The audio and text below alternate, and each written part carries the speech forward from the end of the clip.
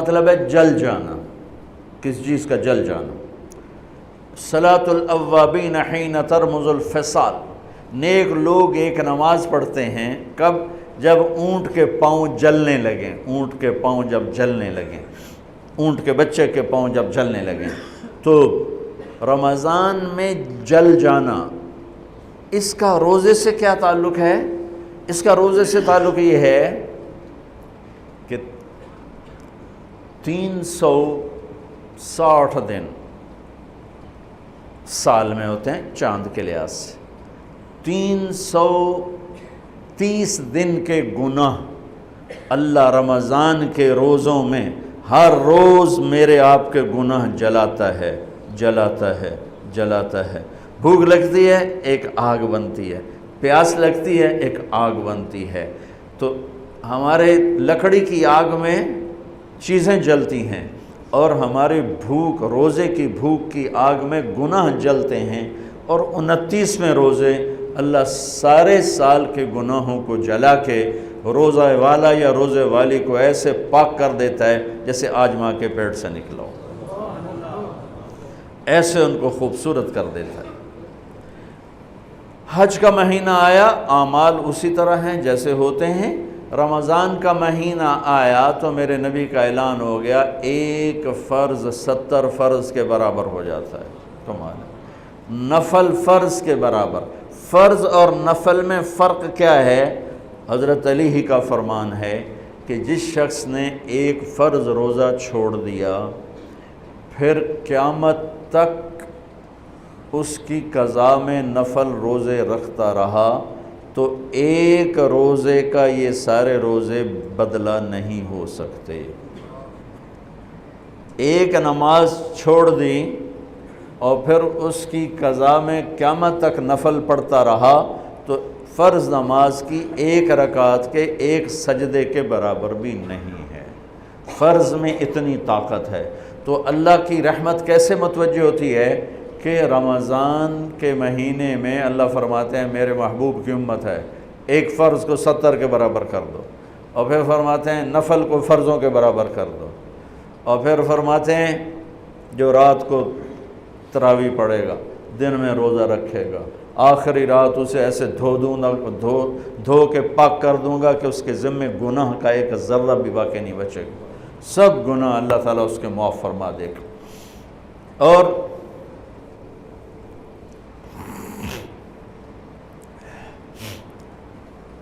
میرے نبی نے فرمایا من صام رمضان ایمانا و احتسابا، دوسری بھی من قام رمضان ایمانا و احتسابا، جس نے روزہ رکھا اللہ کی رضا کے لیے، جس نے تراویح پڑھی اللہ کی رضا کے لیے، اس کے پچھلی زندگی کے سارے گناہ اللہ معاف فرما دیتا ہے۔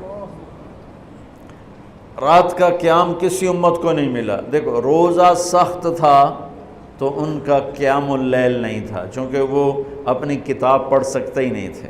رمضان میں اللہ نے آسمانی کتابیں اتاریں، یکم رمضان کو ابراہیم علیہ السلام پر، 2 رمضان کو تورات موسیٰ علیہ السلام پر، 8 یا 6 رمضان کو عیسیٰ علیہ السلام ان پر، موسیٰ علیہ السلام پر، ان پر داؤد علیہ السلام پر زبور کو اتارا، اور 12 یا 18 رمضان کو عیسیٰ علیہ السلام پر انجیل کو اتارا، اور 21 رمضان کو اللہ تعالیٰ نے پیر کی رات لیلۃ القدر میں غار حرا کے اندر اللہ تعالیٰ نے اپنے محبوب پر کتاب کو اتارا۔ وہ کتابیں فل آ گئیں، لکھی لکھائیں۔ قرآن فل نہیں آیا، قرآن صرف ایک سورت کے 19 الفاظ آئے بس، اور پھر 23 برس میں قرآن اترا۔ کتنے انبیاء ایسے گزرے ہیں جن کے پاس جبریل زندگی میں ایک دفعہ آیا، زندگی میں جبریل ایک دفعہ، اور 1 سے لے کر آگے کوئی تعداد مقرر نہیں ہے، 100 دفعہ 200 دفعہ، لیکن آپ حیران ہوں گے ہمارے نبی پر جبریل 23 برس میں 24,000 دفعہ آئے، 24,000 دفعہ، جو ایک عجب العجائب ہے، عجب العجائب ہے۔ تو میرے بھائیوں، رات کی تراویح، دن کا روزہ، تراویح میں کیا ملنے والا ہے؟ میرے نبی کا فرمان ہے ہر سجدے پہ 1500 نیکی، ہر سجدے پہ 1500 نیکی۔ تھوڑی اپنی کاروباری مصروفیت گھٹاؤ، اپنی کاروباری مشقت گھٹاؤ، اپنے ملازموں کی بھی مشقت گھٹاؤ، تاکہ وہ تراویح پڑھ سکیں، روزہ رکھ سکیں، بشاشت سے پڑھ سکیں، اور اللہ کا فضل ہے ڈھیلے سے ڈھیلا حافظ بھی ہو تو 1.5 گھنٹے میں سارا کچھ نمٹ جاتا ہے۔ اتنی سی ہمت کرو میرے بھائیوں کہ افطاری میں تھوڑا کھاؤ۔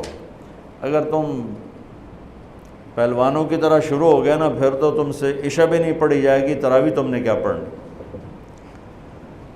روزہ جسم کی فالتو چیزوں کو جلاتا ہے، روزہ ایک قوت پیدا کرتا ہے ایمانی شیطان کے خلاف۔ وہ کیسے پیدا کرتا ہے شیطان کے خلاف؟ اللہ تعالیٰ حلال کو بھی حرام کر دیتا ہے۔ جب بیوی کو بھی شہوت سے دیکھنا حرام ہو گیا اور یہ اس پہ قابو پا گیا تو اوروں کی عزت کو یہ حرام نظر سے کیوں دیکھے گا؟ جب یہ حلال کھانا چھوڑ گیا تو یہ جھوٹ کیوں بولے گا، یہ گالی کیوں دے گا، یہ غیبت کیوں کرے گا؟ جب یہ کان میں دوائی ڈالنا چھوڑ گیا کہ روزہ ٹوٹ جاتا ہے تو یہ اوروں کی غیبت کیوں سنے گا، اوروں کی برائی کیوں سنے گا؟ جب یہ آنکھ میں دوائی نہیں ڈالتا ہے کہ وہ حلق میں جاتی، وہاں سے وہ پیٹ میں چلی جاتی ہے، روزہ ٹوٹ جاتا ہے، تو یہ ان آنکھوں سے غلط کیوں دیکھے گا؟ یہ غلط کیوں کسی کی عزت کے اوپر اپنی بددیانت نظر کو ڈالے گا؟ تو جب یہ اندھیرے میں بند کمرے میں ٹھنڈا پانی پڑا ہوا ہے اور ہاتھ نہیں لگاتا ہے اور اللہ کا دھیان اسے یاد ہوتا ہے کہ اللہ دیکھ رہا ہے، نہاتے ہوئے ہونٹ بند کر رہتا ہے کہ کوئی پانی کا قطرہ منہ میں نہ چلا جائے اور میرا روزہ نہ ٹوٹ جائے، خراب نہ ہو جائے، تو یہ جب اللہ کا اتنا دھیان اس کو نصیب ہو جاتا ہے کہ اللہ دیکھ رہا ہے، ورنہ کیا کسی کو کیا خبر کہ میں 2 گلاس پانی پیتا یا میں پیاس سے بول رہا ہوں۔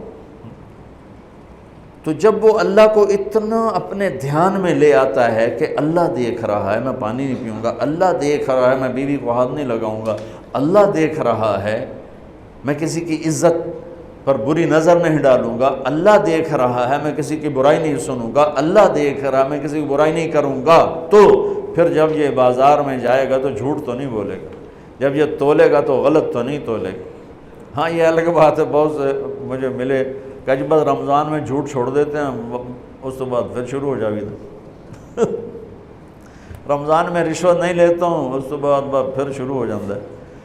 تو چلو شکر ہے 1 مہینہ تو مسلمان رہتے ہیں۔ اچھا اس کی وجہ کیا ہے کہ رشوت خور کہتا ہے جی رمضان میں نہیں، جی نہیں، رمضان میں جھوٹ نہیں بولنا، رمضان میں صحیح تولنا ہے، رمضان میں غلط نہیں تولنا ہے۔ کیوں؟ شیطان قید ہو جاتا ہے۔ رمضان میں نمازی کیوں بڑھ جاتے ہیں؟ شیطان قید ہو جاتا ہے۔ کسی امت کو یہ نہیں ملا کہ رمضان میں شیطان قید کیے جائیں، اس امت کو ملا رمضان میں شیطان قید ہو جاتے ہیں۔ کسی امت کو یہ نہیں ملا کہ رمضان میں جہنم کے دروازے بند ہو جائیں، اس امت کو ملا ہے رمضان میں جہنم کے دروازے بند ہو جاتے ہیں، جنت کے دروازے کھل جاتے ہیں۔ کسی امت کو یہ نہیں ملا کہ ان کے لیے ہر مخلوق دعا کرے، رمضان کے مہینے میں اس امت کو یہ ملا ہے کہ ان کے روزہ رکھنے والوں کے لیے چونٹیاں بھی دعا کرتی، پرندے بھی دعا کرتے ہیں، مچھلیاں بھی دعا کرتی ہیں، ہوائیں دعا کرتی ہیں، ہر شے دعا کرتی ہے روزہ رکھنے والے کی۔ اس امت کو ملا۔ کسی امت کو یہ نہیں ملا کہ آخری رات ان کی سب کی بخشش ہو جائے، اس امت کو ملا ہے کہ رمضان کی آخری رات سب کی بخشش ہو جاتی۔ کسی امت کو یہ نہیں ملا کہ جنت کی حوریں انہیں روزوں میں یاد کریں، اس امت کو ملا ہے کہ اللہ تعالیٰ جنت کو کہتا ہے کہ تو تیار ہو جا، میک اپ کر لے، میرے بندے آ رہے ہیں، دلہن بن جا، سج دھج کے مجھے دکھا دے تاکہ میں اپنے بندوں کو پیش کروں تحفے کے طور پر۔ یہ ہے تمہاری بھوک کا بدلہ، یہ ہے تمہاری پیاس کا بدلہ۔